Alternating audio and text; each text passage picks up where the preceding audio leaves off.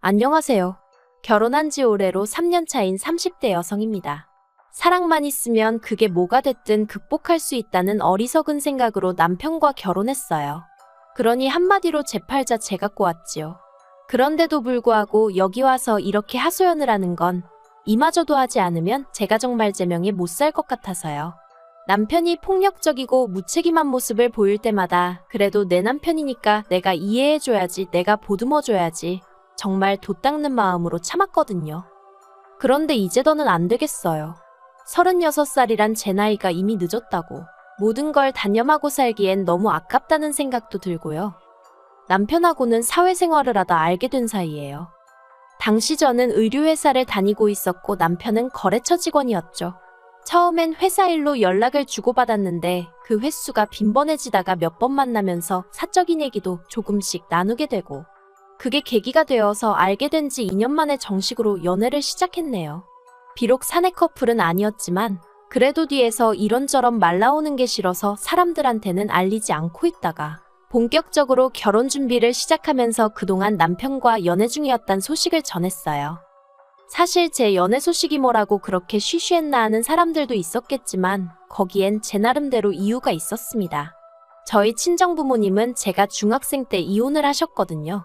이런 말이 어떻게 들릴지 모르겠지만 솔직히 부모님의 이혼 소식을 들었을 때 별로 그다지 놀라진 않았어요. 워낙에 어려서부터 두 분 사이에 다툼이 잦았기에 평생 같이 사실 것 같진 않았거든요. 아무튼 그래도 외도를 했다거나 그런 건 아니었기에 비교적 원만하게 헤어지셨답니다. 저는 친정어머니를 따라갔고요. 하지만 원만하게 헤어지셨다고 해도 이혼이 저에게 미친 영향은 꽤나 컸습니다. 일단 저희 부모님은 같이 장사를 하셨다 보니 동네에 같이 아는 분들이 참으로 많으셨어요. 그렇다 보니 사람들끼리 이러쿵저러쿵 걱정이 되니까 그러는 거라곤 했지만 그래도 별의별 소리가 다 나오더라고요. 그래서 그때 저도 결심했죠. 누구를 만나고 헤어지는 건 정말 조심해야 되는 일이라고요. 사람들한테 괜히 말할 필요도 없고. 그래서 남편과 연애를 시작했을 때도 남들이 알게 될까봐 조심조심했던 거예요. 아무튼 그렇게 주변 사람들에게 알리고 양쪽 부모님들을 만나서 인사도 드렸습니다. 그런데 시댁이 가난한 건 알고 있었어요. 연애할 때도 남편이 자기가 어려서부터 얼마나 어렵게 자랐는지, 지금도 어머님 아버님이 돈 때문에 고생을 얼마나 하시는지 그런 이야기를 종종 했었거든요. 그리고 아니나 다를까 정말 손가락 빨고 살 만큼 가난한 건 아니었지만 그래도 반전세에 거주하시면서 노후 준비도 하나도 되어 있지 않았어요. 그런데 이런 조건을 알면서도 왜 결혼을 했냐면 저라고 조건이 얼마나 나은 건 아니었거든요. 시댁에서는 저희 부모님이 이혼 후 따로따로 사시는 걸 제 흠이라고 여기셨고 저 또한 나름대로 그게 제 컴플렉스였으니 저는 이혼한 부모 밑에서 자랐으니까 시부모님의 가난 정도는 이해해야 할 것만 같았어요. 그리고 한편으론 사이가 좋지 않으셨던 친정부모님에 반해 시부모님은 그런 와중에도 사이는 무척 좋으셨거든요. 그래서 그런 부모님 밑에서 자란 남편이라면 배우잣감으로 딱이란 생각도 들었고요. 물론 지금은 너무 후회합니다. 사람 성격이란 게 1, 2년 연애했다고 다 알 수 있는 건 결코 아니었어요. 생각해보면 저희 친정부모님도 그 당시에 흔치 않게 연애 결혼을 하셨는데 그럼에도 불구하고 같이 사는 내내 그렇게 싸우고 결국 성격 차이로 이혼을 하셨잖아요. 그런데 전 무슨 자신감으로 남편 성격이 어떻다 저떻다 판단을 내리고 결혼까지 결심했던 건지. 여담이지만 저희 친정부모님은 이혼 후 각자의 삶을 살고 계세요. 그리고 두 분 다 여전히 저에게 잘해주시죠. 하지만 아무래도 다 같이 한 집에 사는 건 아니다 보니 언젠가부터 친정어머니나 아버지께 저에 관한 이야기들을 시시콜콜 말하기가 어려웠어요. 그래서 결혼 전에도 이렇다 저렇다 상의 같은 걸 하기가 힘들었고요. 아무튼 그래서 제 나름대로 제 조건도 완벽치 않으니 가난한 시댁 정도는 제가 안고 가야 할 문제라고 생각을 하고 그렇게 결혼을 결심하게 되었네요. 그런데 제가 정말 생각이 짧았습니다. 가난한 시댁도 문제였고 남편은 결혼 후 제가 전혀 예상하지 못한 모습을 보여주기 시작했거든요. 그건 바로 술이었어요. 연애하는 동안에도 둘이 가끔 술을 마신 적은 있어요. 하지만 대부분은 저녁 식사를 하면서 가볍게 맥주 한두 캔을 마시는 정도였고 술이 약했던 저에 반해 남편은 그렇지 않다 보니 저는 남편에게 주사가 있다고는 꿈에도 상상하지 못했습니다. 언젠가 한번 고등학교 친구들을 만난다고 나갔다가 필름이 끊겨서 들어온 적이 있긴 했었는데 그냥 어느 다른 남자들처럼 어쩌다 정말 진탕 마시고 그렇게 되었나 보다고만 생각했었고요. 그런데 결혼하고 나니까 술만 먹고 나면 저에게 시비를 겁니다. 현관에 들어설 때부터 소리를 지르면서 들어오고 밤새도록 저한테 야 해대는데 그게 너무 듣기 싫고 공포스럽기까지 했어요. 대답을 해주면 얘기가 어디로 튈지 모르니까 눈 딱 감고 자는 척도 해봤는데 그러면 또 대답을 안 한다고 자기를 무시하는 거냐며 별의별 욕을 다 해댔죠. 그리고는 집안에 작은 기물들을 던지기도 했고요. 하지만 작은 기물이라고 해도 거실 바닥이고 안방 바닥에 널브러진 휴지곽이며 리모컨이며 깨진 화분 같은 걸 보고 있으면 그저 눈물만 주룩주룩 흐르더라니까요. 그런데 정작 당사자는 자기는 정말 아무 기억도 없다면서 평소처럼 여보 하고 나와서는 사과도 한 번 한 적이 없습니다. 기억이 안 나는데 자기가 한 건지 정말 모르겠는데 어떻게 사과를 하냐면서 자기가 지금 사과를 하면 그건 진심 없는 가짜 사과라고 그거라도 받고 싶은 거면 하겠다 하면서 빈정거리기나 할 뿐이었죠. 그래도 바보 같은 저는 참고 살려고 했어요. 막말로 저를 때리는 것도 아니고 집안을 때려부시는 것도 아닌데 어떻게든 술을 덜 마시게 하면 상황이 나아지겠지라고 지금 생각해보면 말도 안 되는 소리지만 나름대로 그게 해결책이 돼줄 거라고 생각했어요. 그래서 남편이 술약속이 잡히고 그럴 때면 어떻게든 빨리 들어오게 하려고 가진 술을 다 쓰기도 했는데 결론은 별로 소용은 없더라고요. 나중엔 아예 제 전화를 받지를 않았으니까요. 하지만 그래도 어떻게든 품고 살려고 했어요.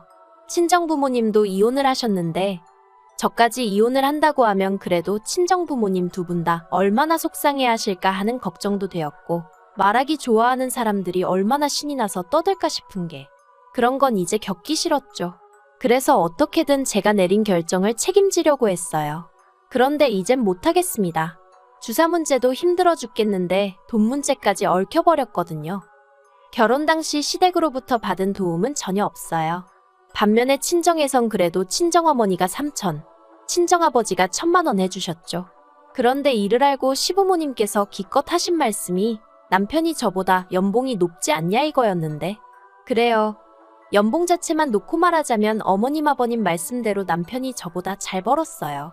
하지만 그러면 뭘 하나요? 주식이니 술이니 이래저래 저한테 주기도 전에 까먹는 돈이 얼마나 많았는데 그래도 저 별말 안 했습니다. 결혼 전에 약속한 생활비가 있었는데 그래도 그건 꼬박꼬박 가져다 주니까 그 외에는 남편이 어떻게 쓰던지 말던지 저도 신경 쓰기 싫고 머리 아프기 싫어서 말 안 했어요. 그리고 말이 나왔으니 말이지만 해주신 거 없다고 부모가 아닌 건 아닌데 그래도 가까이 산다는 이유로 그리고 이제 자식이 결혼까지 했으니 당신들도 남들처럼 효도 좀 받아봐야겠다는 말씀을 하시며 시도 때도 없이 저희를 불러대셨거든요.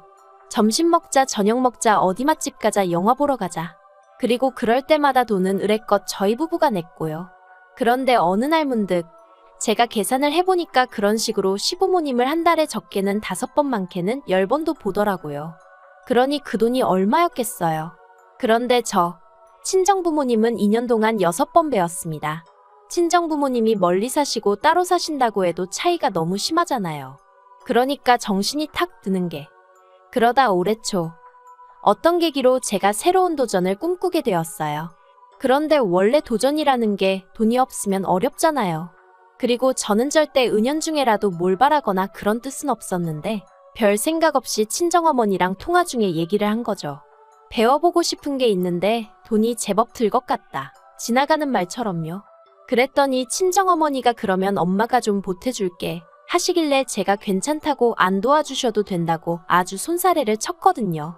그런데 이튿날 친정어머니가 제 계좌로 2천만 원이랑 큰돈을 보내셨습니다. 이 돈이 어디서 났냐 하니까 어디서 나긴 엄마가 벌었지 하시는데 문득 이혼 후 혼자 고생하시던 친정어머니 모습이 생각나서 감정이 북받치더라고요. 그래서 이 돈은 절대 못 받는다 못 쓴다 했는데 괜찮다고 그냥 받으라며 꼭 뭘 배우는데 쓰지 않더라도 비상금으로 가지고 있으라셨어요. 아무리 가정주부라고 하더라도 얼마 정도는 주머니에 가지고 있어야 하는 법이라면서요. 그래서 제가 이거 안 줘도 나 돈 있어 하는데도 원래 엄마 마음이란 게 그렇지가 않다면서. 그래서 더는 거절 안 하고 제가 갖고 있기로 한 거죠. 그런데 그런 일이 있고 얼마 지나지 않아 남편이 회사에서 사고를 치고 왔습니다. 남편이 회사 동료들하고 술 딱 한 잔만 하고 온다길래 그러라 한 게 화근이었죠. 새벽 2시, 3시가 돼도 집에 안 오더니 경찰에서 연락이 왔어요.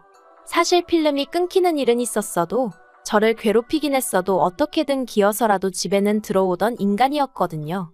그런데 경찰에서 연락이 왔으니 얼마나 제가 놀랐겠어요. 그래서 불이 나게 경찰서로 쫓아갔더니 세상에 남편이 자기 동료를 팼더라고요. 이게 다 무슨 일이냐, 어떻게 된 거냐 하니까 얻어맞았다는 동료가 하는 말이 술버릇이 진짜 개 같다면서 실적 문제 가지고 얘기가 나오니까 자기더러 부장이랑 잤냐 어쨌냐에 대더니 대뜸 자기 가방을 패대기를 쳐가지고 그 안에 있는 노트북이랑 뭐 이것저것 다 망가졌다는 거예요. 그러면서 이거 그냥 안 넘어갈 거라는데 일단은 제가 할 수 있는 게 뭐가 있었겠어요. 계속해서 죄송하다 머리만 조아렸죠.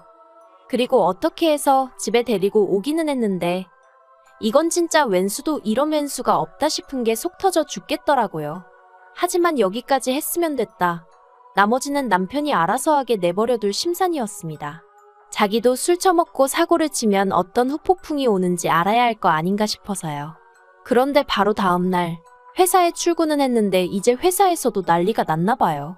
그 맞았다는 동료가 저희 남편이 부장이랑 잤냐 어쨌냐 그랬다는 소리까지 다 얘기를 해서는 그 부장도 명예훼손으로 고소하겠다고 뒤집어지고, 그러자 회사에선 남편더러 합의해라. 합의하면 회사에서 내보내진 않겠다 그렇게 나오더랍니다. 남편이 그 이야기를 저한테 하면서 아주 징징거리고 쥐어짜대는데 솔직히 제 기분이요? 뭐 어쩌라고였어요. 내가 너 그렇게 술 처먹고 다닐 때 알아봤다 이거였죠.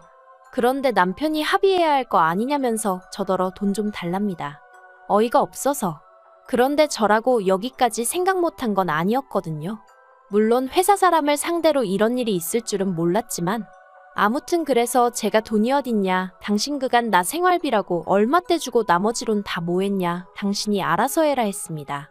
그랬더니 대번에 하는 말이 장모님이 돈 주신 거 있지 않냐는 거예요.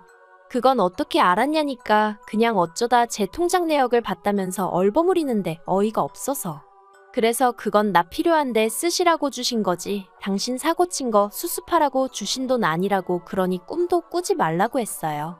그리고는 제가 시부모님께 바로 전화를 걸어 지금 남편이 술 먹고 사고를 쳐서 한 1,000만 원 정도 필요하다고 하는데 어떻게 좀 도와주실 수 있냐 물었습니다. 그랬더니 수화기 너머로 깊은 한숨이 전해져 오더니 알겠다고 하시더라고요. 아무튼 그래서 그렇게 시부모님한테 1,000만 원 받아서 우여곡절 끝에 남편이 합의는 했는데 그 과정에서 내내 남편이 한다는 말이 자기 부모님은 돈이 없는데 이 돈이 어디서 난 건지 모르겠다. 형편도 어려운 분들이 자기 때문에 이 돈을 마련하시느라 고생하셨을 걸 생각하니 눈물이 난다. 말만 들으면 효자도 세상에 그런 효자가 없구나 싶을 정도였죠. 어이가 없었어요. 친정어머니가 주신 돈은 별거 아니라는 듯 빌려 쓰려고 들더니 아주 시부모님 돈은 벌벌 떠는 게. 그런데 제가 정말 이 인간 안 되겠구나, 이혼해야겠구나 생각하게 된 결정적인 이유는 따로 있었습니다.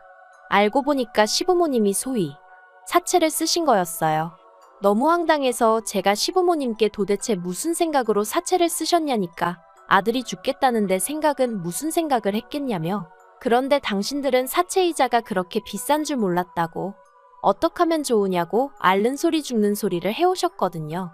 그러자 남편이 이게 다 저 때문이지 않냐면서 가지고 있는 돈으로 빌려주면 좋았을 걸 그거 몇 푼이나 된다고 유세를 부려서 자기 부모님 사채까지 쓰게 만드느냐고 저한테 쌍욕을 퍼붓더라니까요.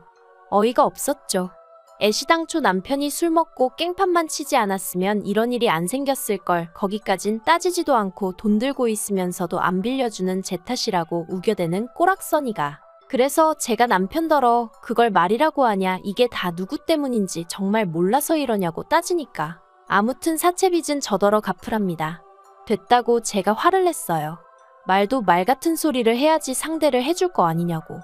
그랬더니 남편이 그러면 저희 친정부모님께 전화를 할 거래요. 딸만 자식이고 사위는 자식도 아니냐고, 사위인 자기한테도 돈 좀 해달라고 할 거라나요? 제가 그러기만 해보라고 가만 안 둘 거라고 했습니다. 하지만 남편이란 작자가 아주 눈이 돌아가기라도 했던 건지 기어이 제 친정에 전화를 했더라고요.